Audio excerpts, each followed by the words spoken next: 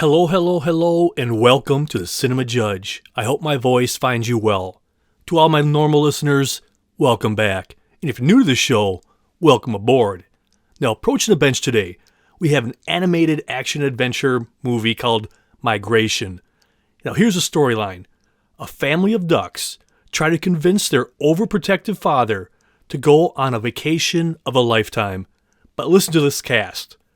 Kumail Nanjiani, Elizabeth Banks, Danny DeVito, Keegan-Michael, Awkwafina, Carol Kane. What an amazing voice cast. Just that alone is pretty impressive. Here's a trailer for Migration.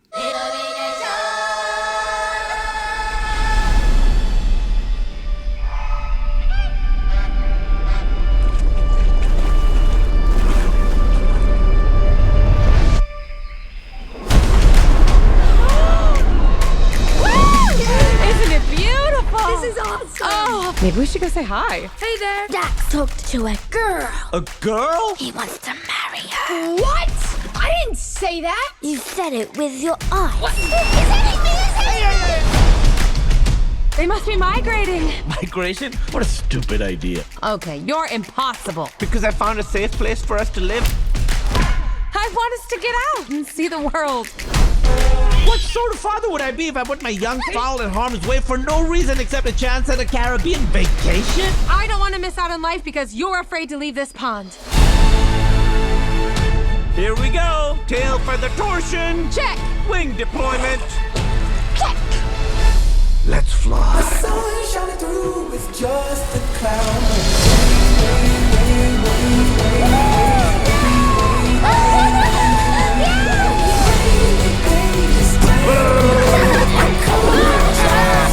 Hey!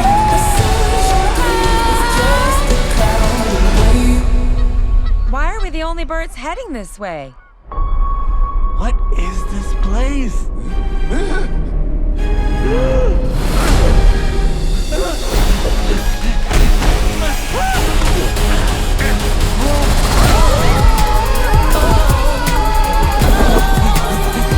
I promised adventure, and this is exactly what I promised. What is that? Chocolate orange. Which chocolate orange? It's you with l'orange on top. Mom,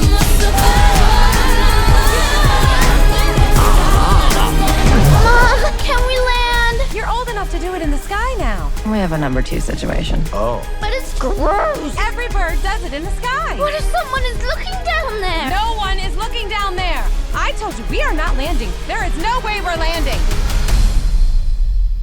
Are you sure no one's watching? When, Mallard? Do it now, or we leave without you. Okay. We are completely lost. We're trying to get to Jamaica. Come on, lovebirds. It's this way. Whoa, we are not flying through this crazy death trap of a city. Just stick close to me and everything will be all right. I'm okay.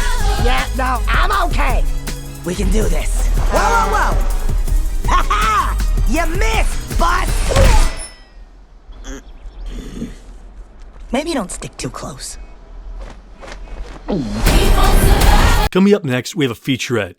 Now, in this featurette, the director talks a little bit about the characters and the story and the incredible cast involved in this film. And here's the deal about these featurettes.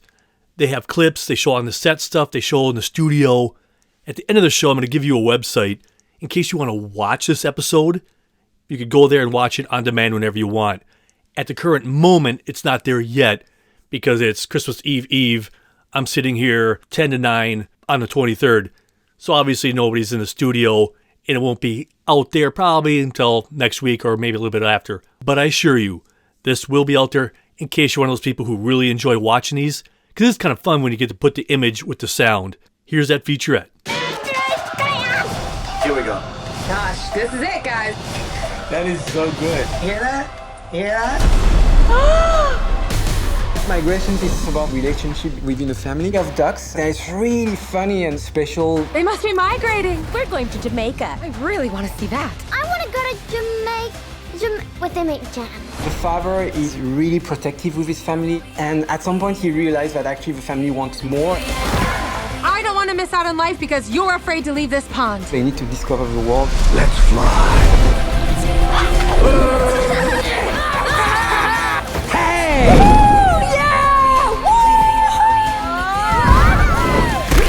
What do they do? Rip you apart, then eat you? Dan! I don't know how they do it. What's the method? I was so lucky on the casting. Hi there, I'm Pam. I'm sharing my life with him, so I'm painfully aware of all the stupid things that come out of his mouth. Oh yeah, that's true. She is. Just stick close to me, and everything will be all right. They're all so great, and it's this kind of session where you're just tired of laughing because you laugh so much. We're trying to get to Jamaica. Yeah, that's in Queens, right? More south. The whole film is about this journey to discover the world and embracing life. This isn't about migration. It's about adventure. Whatever you're expecting over there, it's going to be even better.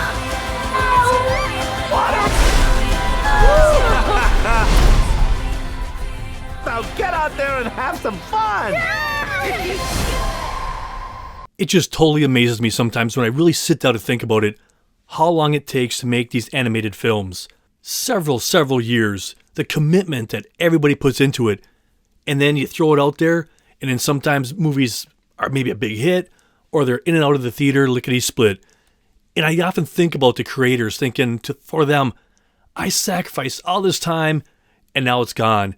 It's just funny how the film world works, that if you don't maybe hit it off right away, it starts getting pulled out of theaters. A lot of times these days, they don't allow a movie to get word of mouth cooking, or just build its legs. And I get that, it's a huge business, and it's not that way. Things alter, things change, I get it. But that's what I sometimes think about with any movie that comes out, but especially when it's animated movies. The time and commitment, it simply blows me away. Now, coming up next, we're going to hear from the director, Benjamin Renner, and he's going to talk about the story and the relationships that they put in these birds that make it relatable to us, the normal discussions, arguments, and also then after that, also talk about that in the same vein. We're going to hear from Elizabeth Banks, Kumail Nanjiani, but I just want to briefly talk about what these people have been involved in, just real quickly. Like Elizabeth Banks, she plays Pam, the mother, from Pitch Perfect, Scrubs, Cocaine Bear, Hunger Games, and I could go on and on with her. And she directs, produces, you name it, she does it. And that's what I like about a true entertainer, an artist, an actor. She does it all. She acts, and she'll do a voiceover. She directs. That's what keeps a performer, I think, well-honed and focused and doesn't lose touch of where they are in the world or from the fan base. Because sometimes if you focus strictly on maybe one thing and one thing only, you start losing touch. And she is so focused, and I admire her so much in the diversity of her shows, in her movies, in her directing projects. That's what's truly amazing. So I have just nothing but the utmost respect for Elizabeth Banks. Look at what she's done with her career, and she has a long way to go. So I just like sitting back and seeing what she's going to do next. It's just mind-blowing, the talent, and it's just what a great person. And same thing with Kumail Nanjiani, The Big Sick, Stuber, The Boys, Obi-Wan Kenobi. And again, that's just the tip of the iceberg. The guy could do drama, could do comedy. We are truly blessed with the talent that we have out there in the acting world these days. People could do all kinds of films, and they will do a comedy. They will do an animated film, because that's what sometimes we want. It's entertaining, it's light, and again, this cast is just incredible. That all said, here's those interviews. Well, funny enough, it's just like when Chris Meledandri offered me to work on this project, he told me he wanted to make a movie about ducks, and I thought that was a very silly idea, but I love silly ideas and I love to just go in this kind of weird bet. And I just love the idea of this little family and this relation of family within but just with mallards going through this huge, trip around the world. And I just loved it, just the idea of doing an epic journey, but keeping this sort of very familiar kind of, like relationship between the characters and seeing them arguing and having fun and the way anyone can have with their own family or their friends or things like that. And I think we succeeded like feeling these very human relationship feelings within mallards, which was like a weird bet, but I just loved, like this kind of weird bet. So. Well, it's funny you say that because I started making this film, probably a year before I even read the script for Cocaine Bear, actually. We've been working on it animation takes a long time, and we had a big pandemic in the middle of creating this movie for people. I just loved the beginnings of the idea of this were just like this family with an overprotective dad and a mom who wants more out of life, and just what do we pass on to our kids, What are we telling our kids about the world around them? That they should be afraid of it or that they should embrace it? And I just love the messaging in it. And then a super fun, exciting cast. I thought it was a very relatable story, like a dad trying to decide whether it's time to let the kids go off and have their own adventure, or is it better to keep them definitely safe and perhaps a little bit, limited. So I thought that was a very, very relatable thing, but I also felt like it was such a fun adventure movie as well. Now, like I previously stated, this movie is loaded with incredible actors. Coming up next, we're going to hear from a woman that's been everywhere, but that's for a reason, because of her extreme talent. Awkwafina, and the character she plays is Chump. And we're going to have an interview with her. She talks about her character and the story. But let's just briefly, she's been in so much, I can't list it all here, but just briefly what she's been in the last several years. Crazy Rich Asians, Quiz Lady, Ocean 8, the TV show Awkwafina is Nora from Queens. It's been amazing to watch her career just soar. When you look at her list of what she's in, you're like, oh my goodness, how does she have time to sleep? But again, that's for a reason, because of her talent. And then we're going to shift gears in our interviews a smidgen. Every movie has a look, and every film company has a style. This is from Illumination Films, the people who brought you the Minions. Now get that feel in your head. That's just, that look. These are the people that made this. And it's very fun to talk about that and see what a film looks like, the texture. It's just so fun to see that. You can look at it and go, yep, this is that movie company, that's that movie company.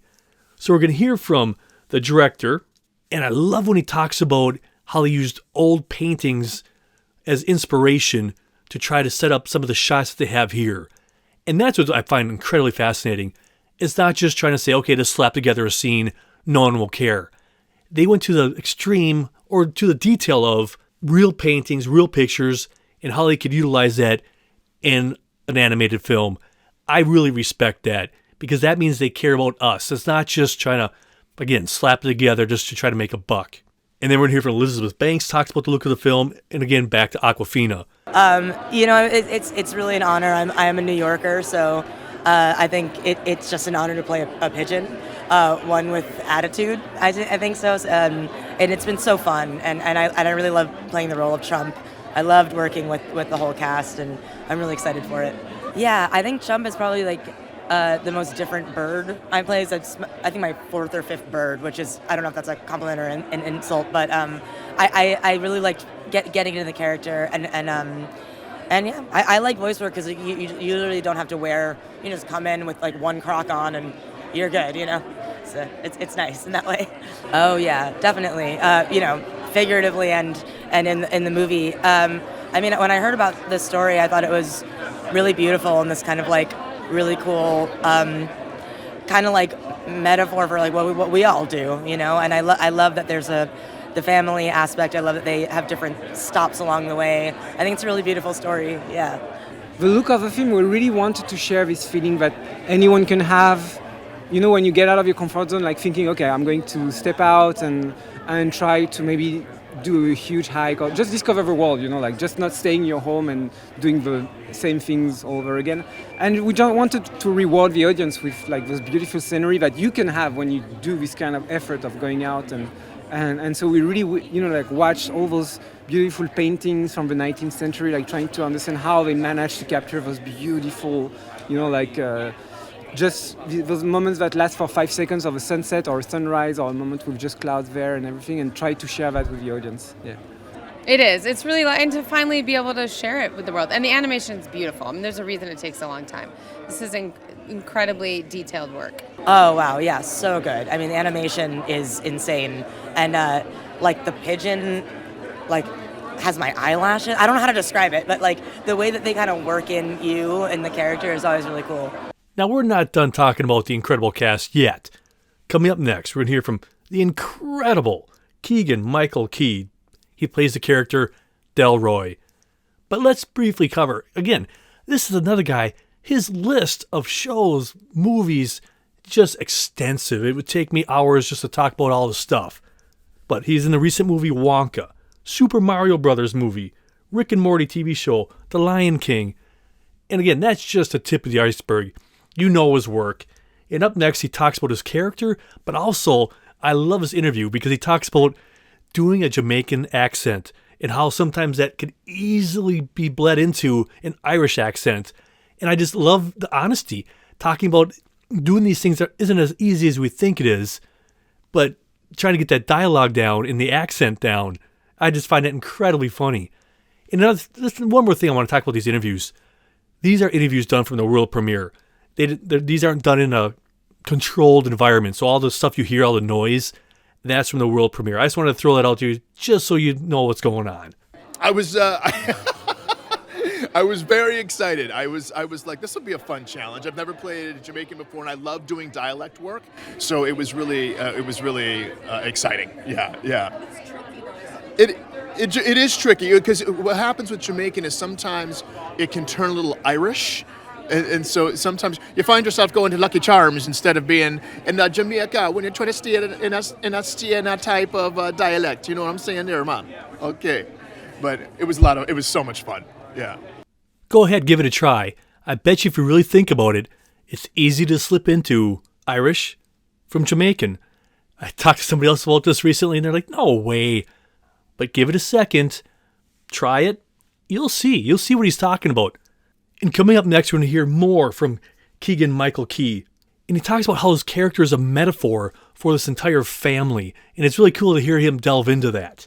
And then we're going to hear from the director talking about working with such an incredible cast, but also working about them in the studio. That's kind of stuff I really like to sink my teeth into. Hearing about that stuff, hearing about on the set, creating these characters, and that whole process. Because like we said earlier, these kind of movies take years to do, from the animation, doing the voiceovers, and they change it over and over again. It just blows me away. It's so fun to hear a director talk about this kind of stuff. And then we're going to hear a little bit more from Kumail Nanjiani, and he talks about in real life he doesn't have kids, but he has a cat, and he's so protective of it. That's just so adorable. That's just a fun story I didn't expect when I was listening to these interviews. I'm like, oh, that came out of nowhere. That's so cool. It's just a little slice of his life. But he talks about his character not being brave, and then boom, it suddenly becomes brave, and it's just a really fun interview. Give it a shot. I felt that it was interesting. My character is kind of a literal metaphor, him being in a cage, for I think the family's issues, which is that it's like we need to bust out, we need to go on an adventure, we need to live our lives as opposed to stay here in the pond. And he was a person who was forced to stay in that cage until he gets broken out. He's kind of like a symbol for the rest of them that we should travel, we should go out into the world. You know. Oh wow, yeah, that was like, for me it was really fantastic having the chance of working with all those people. There was Kumail Nanjiani, who is being Mac, the father that doesn't want to go out of his pond and everything. Elizabeth Banks, of course, who's the mother, much more like, open-minded and everything. And Danny DeVito was the old uncle, like grumpy little guy. And this little family, when I met them for the first time, they really were the characters. I told them, just be natural, just be yourself and have fun with that. And that was really great because I could really also get their experience as, people, like Elizabeth Banks as a mother and Uncle Dan as an uncle as well, how he acts with his nephews and everything, and share with their experience. So it was great, just having the chance of sharing those things with them and make them ad-lib, find ideas on the way, and they could find so much wonderful ideas and relatable little things as well. Yeah. Yeah, I'm definitely like Mac, but I haven't yet discovered the joy of the world outside. I don't have kids, but I have a cat, and I am so protective of her. So I totally related with Mac until he had his character shift and became adventurous, and then I had to act. In this next interview, we're going to hear from him talking what he used to find that inspiration. And he talks about the director told him, channel Freddie Mercury. And if you guys out there who are unfamiliar with Freddie Mercury, he's the lead singer, or was the lead singer, for the phenomenal band Queen. And remember, they were a subject of a movie, Bohemian Rhapsody, a couple years back. So just for those of you who are unfamiliar with Freddie Mercury by the name, that's what he's talking about. If you never listened to their music, do it now. Or maybe after the show. Do yourself a strong, incredible favor. Queen, throw down, you'll love it. Talking about how the director goes, channel that energy of being free. And I love how he talks about that. But he also talks about when he's in the studio, how he really does go the extra mile. He uses facial expressions. He goes further because you have to sometimes overact because it's only your voice. These are those kind of interviews I just love.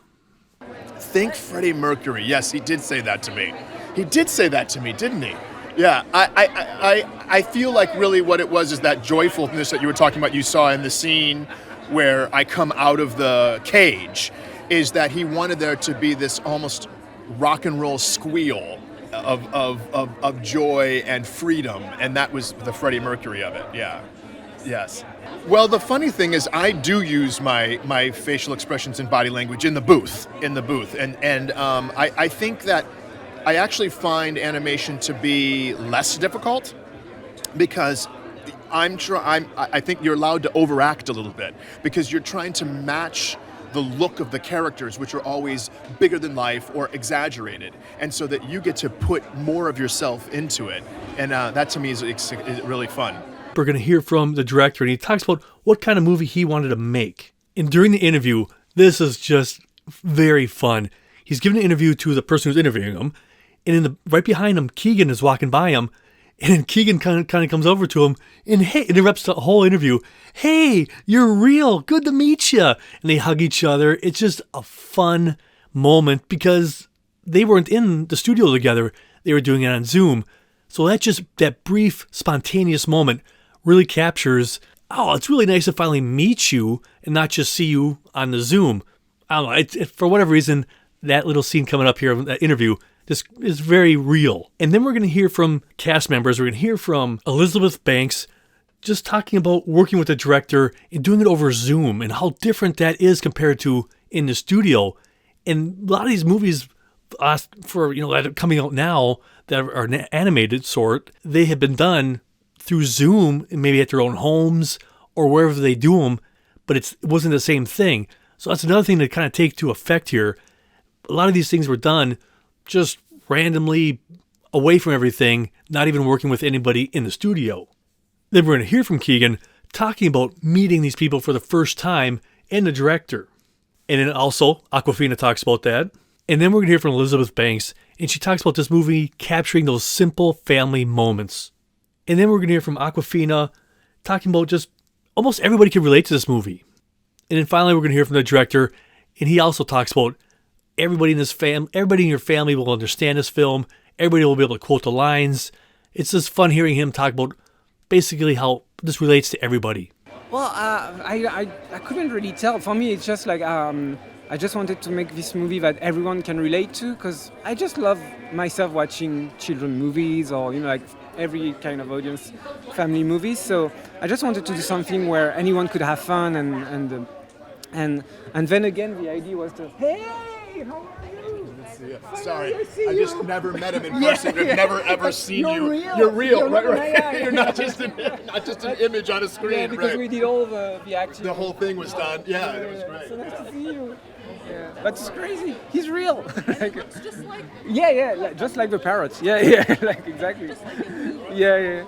You know, what's wild is I got to meet him in the beginning, and then the pandemic happened, so it was only over Zoom. And he's French, and he loves to do a lot of the voices. So he would put things into the film, and we would get to listen to him. So I actually weirdly also feel like I know him as an actor, not just as a director. I think he'd be horrified by that, but I found his vocal performance really fun to listen to as we were making the movie. I know, for the first time. This is exciting. I know we were shooting some of this during COVID, and so this is the first time I got to meet Benjamin, the director, and it's nice. He's very handsome in real life, very, very French and handsome. And I was really thrilled to be able to do that finally after all this time. That's the interesting thing about animated films, is that you get that it's like a reunion with people you've never met before. It is. It's always weird to like see everybody after hearing their performances and acting like, in the booth with them. So yeah, it's really nice to be here. I'm so grateful to hear him say that. I will say the sessions were quick. I really was connected to this character. I mean, I'm a mom. I have 2 kids. They drive me as crazy as anybody. I thought a lot of this was very relatable. I thought they really captured a lot of those simple family moments about, either whether it's the going to the bathroom moment or trying to sleep or, all of the things that you deal with your young children that frustrate you as a parent. Interacting with other people, not talking to strangers, but then also letting them learn those lessons for themselves is also a big part of parenting. Well, I think we all know what it's like to go on a family vacation, especially one that you don't really know what to predict. And yeah, I think there's something about family and like those memories that you get on those travels that everyone I think can really relate to. Fantastic movie for Christmas, and everybody in the family is being represented by somebody. So everybody in your family is being represented by somebody in the Mallard family. So it's going to be great. Yeah, a Christmas movie. Yeah, I think it's this kind of really family reuniting kind of movies. Where you just have everyone together, and when you're out, the kids can do the lines of the kids that you see in the movie. The parents can act the same. They can say, "Oh, you're like this dad, you're like this mom," or like this kind of relationship. And that's what I loved about this. Yeah, I wanted to share. Oh, you're welcome. Have fun today. Yeah. Well, thanks a lot. So what do you guys think? Does this movie sound interesting to you? Let me know. And let me know what you think of the show. Let me know what I could do to improve it, because I can't grow if I don't know. Please let me know at cinemajudge@hotmail.com, or you can go to Instagram, YouTube.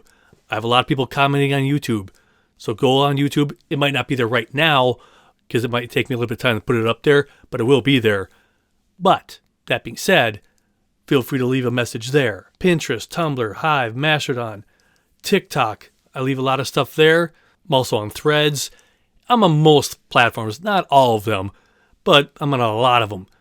But that's how I can make the show better, is by you let me know what I could do to improve it. And if you're part of the metaverse, if you ever go to the Horizon Worlds, I'm there hanging out a lot of times, a place called Ace of Clubs, laser tag. I'm there shooting things up, having a fun time with everybody there. We talk movies, what have you. So if you're into that world, if you ever go to Horizon Worlds, go to Ace of Clubs, look me up, Cinema Judge, and let's talk movies while we laser tag it up. Now, if you want to watch the TV version of this, go to bit.ly/cinemajudge, bit.ly/cinemajudge. You can watch it there on demand whenever you want. It's usually up for a few months. It's not up there at this second, but after the holidays, it'll be up there. Because on the TV version, I have some fun B-roll of them at the world premiere, having interviews and just hanging out together. I love having that. Sometimes I could share that on a TV version, which I really can't do here. But if you're into that kind of thing, that's what I have there. And some of the interviews are a little bit out of order on a TV version compared to this. It just, something at the last second, I realized, it flows better this way. So if you want to watch this on demand whenever you want, or any other show that we've done lately, bit.ly/cinemajudge. Now, coming up next is one of my favorite parts of the show. This is where I thank you, the listeners, the people who took time out of your busy life to listen to this podcast. And this doesn't refer to other platforms. This just records or gives me ballpark of people who actually listen to it on the podcast version. It's not everybody, but it's a lot of you. From the United States, Germany, Bangladesh, Minneapolis, Minnesota, Rhine, Westphalia, Boardman, Oregon, Frankfurt AM, Maine, Hesse, Sallisaw, Oklahoma, Detroit Lakes, Minnesota, Tahaka, Stillwater, Minnesota, Farmington, Minnesota, Allentown, Pennsylvania, Germantown, Tennessee, Elk River, Minnesota, Memphis, Tennessee, Pasadena, California, St. Paul, Minnesota, Dallas, Texas, just to name a few. Every solitary one of you. I don't care how you listen to the show, whether you're listening at work, sitting at home, driving in your car. Either way, I am just so thrilled you guys take time out of your busy life to listen to the show. I just want to provide a place for you to come and listen to about a movie. I'm not here to make noise, create more noise for you in your busy world. This is a movie oasis. You just come here and you're not going to hear any yelling and screaming. That's not our jam here. Leave that to the professionals. I just like to talk movies. So wherever, whenever, or whatever you're doing, that was for you. And this week's bourbon shout-out goes out to the late, great Betty B. This woman touched so many lives, purest of hearts, kind to everybody you know. She was truly an amazing woman. She warmed everybody's hearts. Immediately, she made you feel like family. She will truly be missed. To everyone out there who knew Betty, you know what I'm talking about. You were a phenomenal human being, and you set an example that most of us could never reach. So, Betty, cheers. And as most of you know, like I just said, when I do the TV version of this, I'm listening to tunes. I'm cranking tunes because that's my happy place. Movies and music. I don't have to worry about doing any of this. I don't have to be talking, freaking out about it, panic attacks, none of that stuff. Just me, the music, and the movie I'm editing. That's just home for me. And this week, I was just all over the place. Since it's the holidays time of season, I created my own little playlist on my unlimited music deal. So, just imagine a ton of different kind of music from the holidays. That's what I was listening to when I was editing this particular TV version, which becomes the podcast. Well, that is it. My glass awaits. I'm thirsty. So cheers to you and to the movies. So until next time, be well, be good, and I'm gone. I'm Jeff. Thanks for listening to The Cinema Judge.